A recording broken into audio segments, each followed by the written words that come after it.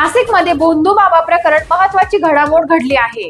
आरोपी अशोक खरात याला तिसऱ्या गुन्ह्यात न्यायालयानं 5 दिवसांची पोलीस कोठडी सुनावली आहे। नाशिक जिल्हा आणि सत्र न्यायालयात झालेल्या सुनावणीत खरात याला दूरदृश्य प्रणालीद्वारे हजर करण्यात आलं।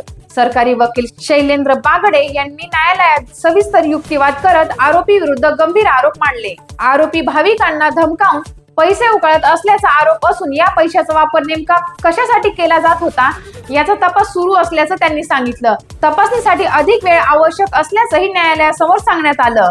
या प्रकरणात पोलिसांनी 2 पेन ड्राईव्ह, एक लॅपटॉप आणि इतर काही साहित्य जप्त केलं आहे। त्यातील व्हिडिओची तपासणी अद्याप सुरू असून धार्मिक विधीचं चित्रीकरण करण्यात आलं होतं का याचाही शोध घेतला जात आहे। या प्रकरणामुळे परिसरात खळबळ उडाली असून पुढील तपासाकडे सर्वांचं लक्ष लागलं आहे। अशाच घडामोडींसाठी पाहत रहा टाइम्स ऑफ महाराष्ट्र।